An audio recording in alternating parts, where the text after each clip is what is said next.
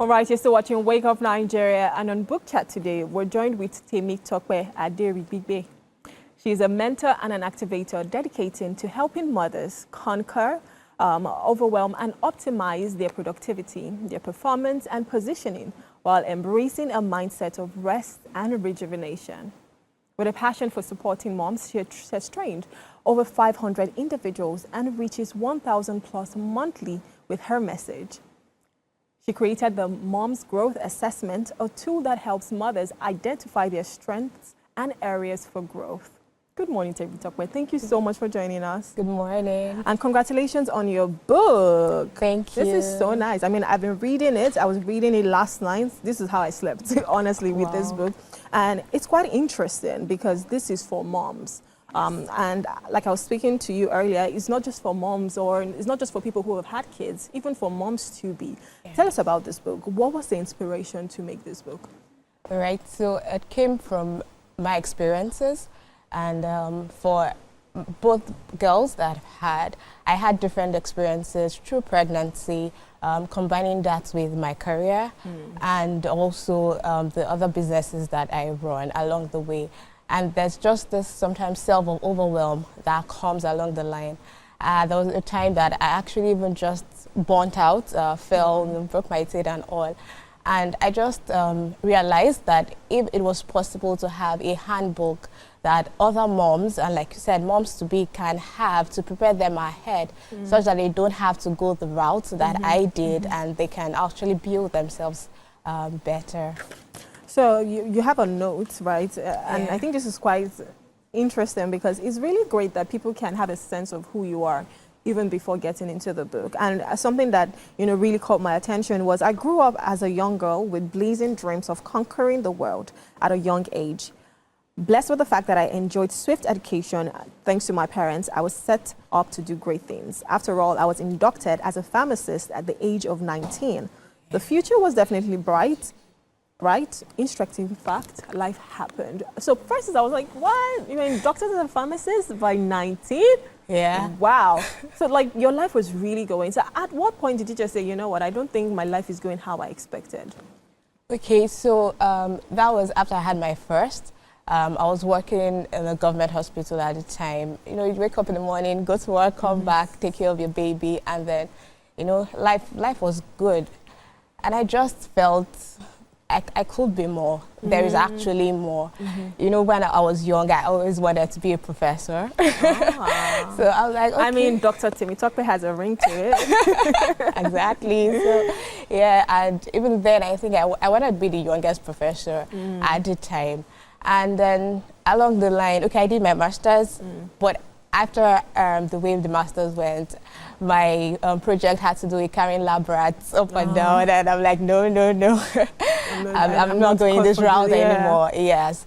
So I just felt, okay, if it's not that, there's something more. There's something more that I could actually be and aspire to actually have. And then that's how the quest started. Okay, so there was a part that I read that you even fell into postpartum depression. Yes. And that's something that is not even overemphasized right now, especially in Nigeria.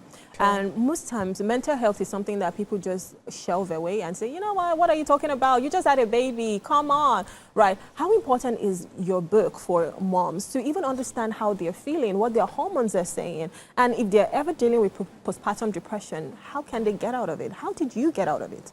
Okay, so for me, the grace that I had was that my sister is a medical doctor, and then she saw the symptoms.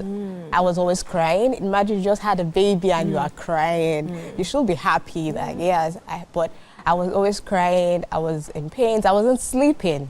I think that was something that was really major. I wasn't sleeping. I wasn't eating. I think the only symptom I didn't have was being suicidal. Yes. And then what helped me was, at least the first thing I did was to get out of the house without the baby. So just having that space, take a walk, breathe. Breathe, exactly, breathe.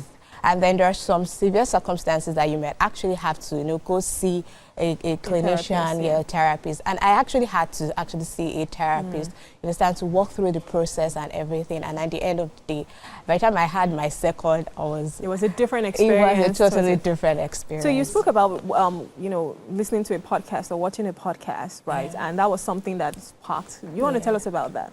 Okay, so it was activation intensive by DK. So basically, it was a daily dose of like about 30 minutes of insights and wisdom, basically telling you about things that you could do, also self-reflection. So there's this thing about reawakening your visions, your desires, your dreams that you have inside of you. And if you really don't take a stop to look through it, you might not actually catch it. And it's one thing to actually come back to that place of your dreams. Another thing is to actually pursue it and run towards it. And also be intentional about it. Because it's sometimes we know what to do, but we don't actually really how to even do it. Exactly. Or the willpower. The willpower is something that is also major. Yeah. And also getting support from mentors, coaches, and all, you know, it also helps. That is beautiful. Definitely. Okay, so, you know, you have different topics that you went into here.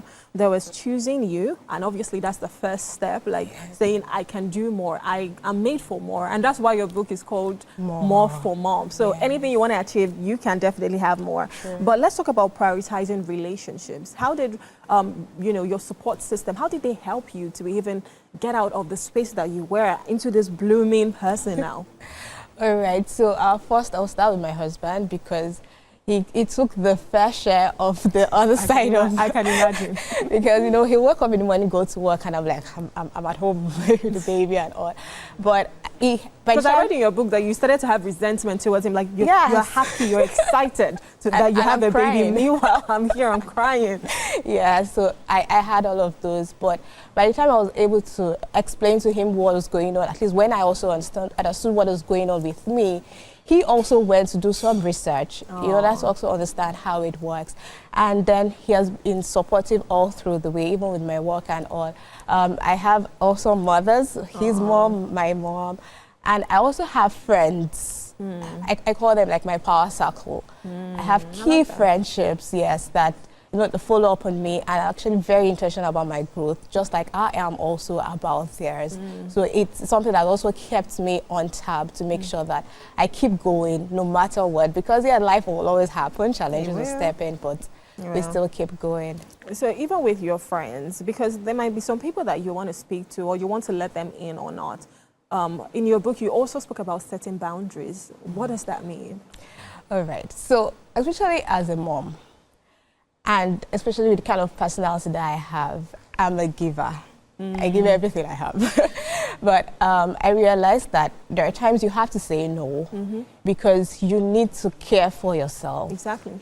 And it cuts across every area of your life, even with my friends. There are times like you have to say, okay, I'm not available at this time, or I'm not able to deliver this for you at this time. And it's okay. Sometimes we feel we have to explain our no's, but your no is your no. And it is also, it's something, it's a decision, it's an answer. So take that. And it's also important to reinforce those boundaries, because once you speak about it, okay, these are things I'm comfortable with, and this is something I'm not. And these are the consequences that would happen if this goes that way. And then you stick with it, and it helps you consistently. It's a gradual process. But over time, we need to find some form of peace with the way you do your things and the way you take actions with your life. And you're not caught in last-minute rush on the hustle and bustle, exactly. And I think it's super important to really have those boundaries, because like they say, you cannot pour from an empty cup. So if you don't refill yourself, if you don't replenish yourself for you to be flourishing enough to give others, then what are you doing? So your book, right, there are two copies, or two books actually. There's the More for Moms, and then there's the Mom Evolve. So this is a workbook. What does this do for people who are, so do you have to get both of them together? So the two come together. Oh, nice. Because you can't do one without the other. In the book, I have practical action points for every decision you have to make as a mom, from choosing yourself to setting boundaries, self-care. And I know that if we're not intentional about setting those goals and desires that we have, there's no way we can run through with it. And there's something beautiful that has always happened with me in my life is anytime I put a pen and paper to write something that I want, it always comes true. So I believe that if moms can actually use that system as well and just journal those things, use it as a means of actually expressing how you can take the wisdom to work for you personally and then use it as a guide to run through it as an accountability system. Yeah, so you end the book like this and saying, reclaiming your power. Mistakes do not define you, they refine you. Every challenge, setback, and limitation you once accepted as truth can now become your stepping stone. And I think that's such a beautiful way to end it. And I hope that everyone gets this. Like I said, it's not just for moms, but moms-to-be, they definitely need to read this book. So congratulations. I know it's your first, publish. Congratulations on that. And I wish you all the best. I cannot wait to read other books that you're going to write. I'm really excited for you and what the journey has in store for you. Thank you so much for coming today. Thank you for having me. All right, we've been speaking with Temitope Aderibigbe, and we've just been looking at her book, More for Moms. We'll go on a short break now. When we return, there's still more on Wake Up Nigeria.